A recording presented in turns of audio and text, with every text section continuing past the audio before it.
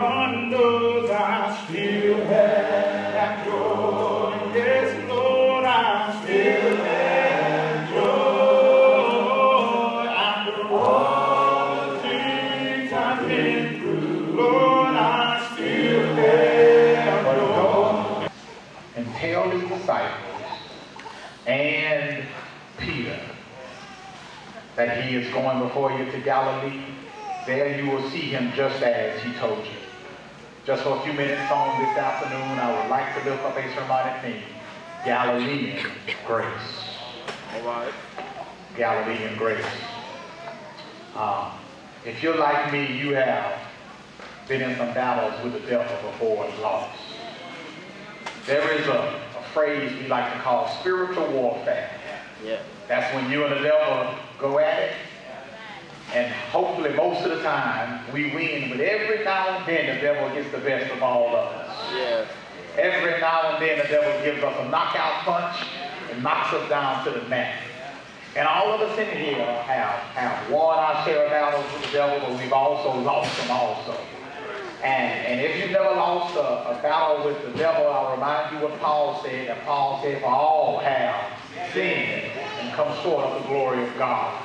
So since we've all have lost spiritual battles with the devil before, what I want to pose to us on today is, what principle, what advice does God have to give us when the devil knocks us down, all right? All right. What advice the Lord has to give us, because God does have something for us all whenever we do lose a battle, because we will lose our share of battles, because I know some of us, we've lost our temper before and said some things. Some of us in here before have had a stressed out day and we've said some things we had no business saying. Preach. And some of us have gone some places we haven't been going. So whenever we have lost the battle, what does the Lord have to say? If you look, if I could tell you about this text, I would tell you that it is early Sunday morning. The Savior has arisen. The women have come to the tomb, not realizing that Jesus has arisen. And they are met by some angels. And the angels tell them that Jesus is not here, but that he is arisen, and he's gone into Galilee. And the angels tell the women to relay his message, to go tell my disciples, but watch this, and Peter. All right. Two words carry a whole lot. They single out Peter. Yeah. Why would you single out Peter instead of just saying, go tell all of them that Jesus has gotten up? Yeah. Well, you remember that one day that when Jesus was getting close to dying, he had told Peter that, Simon, Satan has desired you that he may sift you as wheat. Y'all remember that day, right? In other words, Jesus had told Peter one day that, Peter, the devil has called you out on Facebook and he said he want to fight you. Yeah. Amen, somebody. Well, the devil wants all y'all, Peter, but he definitely wants you. You remember Jesus said that I prayed for you that your faith fail you. In other words, Peter, when it gets hot in the kitchen, I pray that you hang on in there. We know how the story goes. Peter would tell the Lord, I'm ready to go with you to prison and to death, because Peter had a big mouth. Yeah. Yes. And Peter would also say in Mark 14 and 29, he put the other apostles on blast, because he said, Lord, even though they may be offended because of you, not I. But you can talk a good game and I walk a good game. You remember, so as time goes by, they find themselves in the garden. And Jesus had asked Peter and John, he had asked them, they all praying and watch for them, but for 3 times when Jesus went back to them, they were all asleep. You remember Judas came into the garden, and instead of Peter going along with the Lord's will, Peter took out his switchblade. That's right. I know somebody in here come to church with a switchblade. Yeah. Amen. Somebody. You remember Peter took out his blade and he cut off somebody's ear. That's right. Now somebody tell you on tonight that Peter was not aiming for the ear, he was aiming for something else, but he caught the ear. Yeah. Yeah. Okay. All right. Chicken sit on our stomach. All right. And you remember Jesus told them to put away your sword, that those that live by the sword will die by the sword. You remember that when they led Jesus off, the Bible says that Peter followed from afar off. Yeah. You remember when they got to the palace, that when they led the Savior in there, Peter was standing outside by warming himself. And instead of being in there defending Jesus, he was out there with the enemy. And you remember 3 times they asked Peter, aren't you a part of that group? And for 3 times Peter denied him. And the last time the Bible says Peter went to cursing.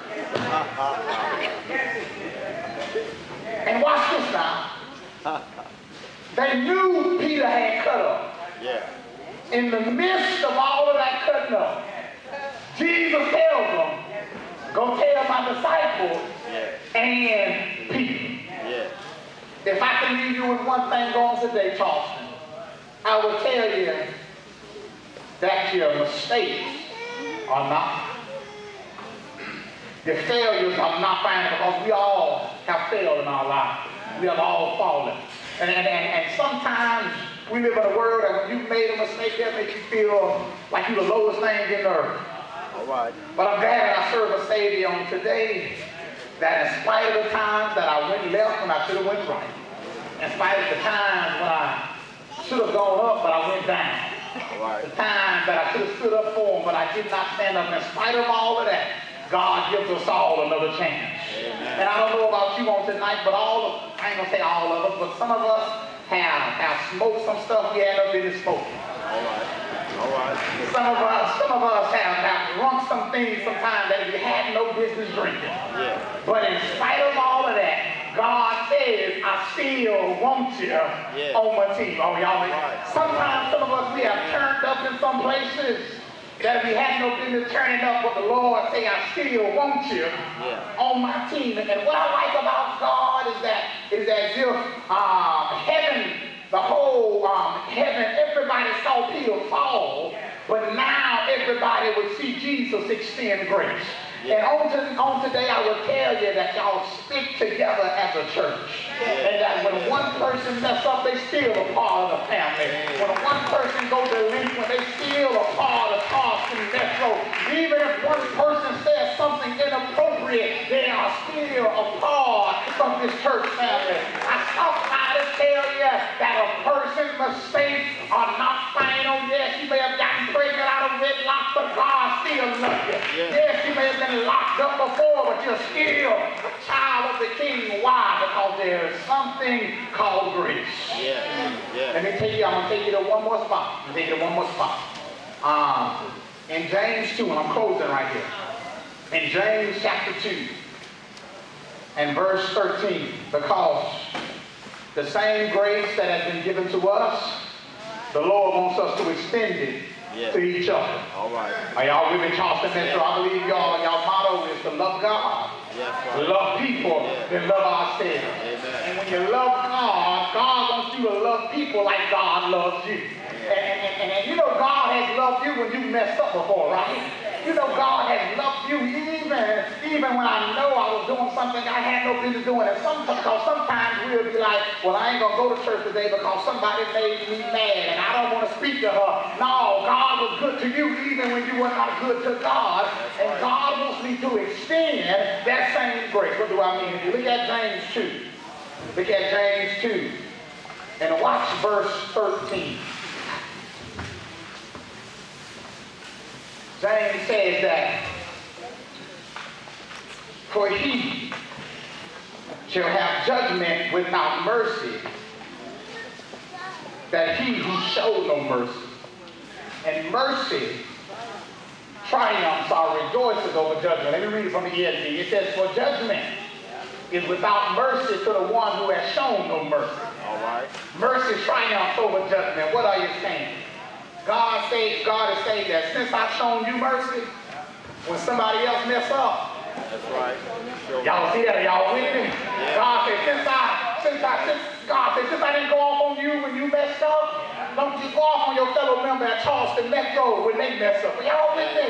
God said, since I was kind to you, even though you was in the wrong, I want you to be kind to somebody else even when they are in the wrong. He says, mercy triumphs over judgment. All right. What that means is that on the day of judgment, God's mercy has the last word. In other words, judgment say this what you deserve. But God say, I'm not going to let judgment have the last word. I don't know about y'all, but I'm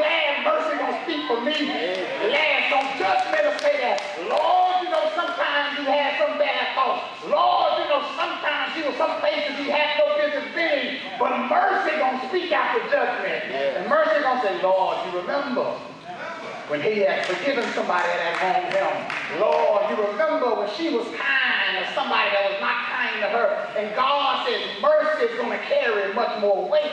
I don't want y'all miss that now. Right. Mercy will carry much more weight than judgment. So what you're saying, Chris, since God has shown us all mercy, extend it to each other. Because you can't love God without loving him. That's right. And if God loves us when we are no good, dirty vessels, we can show enough love to somebody else. Sometimes as a married couple, it's hard to show mercy. Yeah. Oh man. It's all right. But the Lord did it for you. You go ahead and do it for him or her. Lord, you have been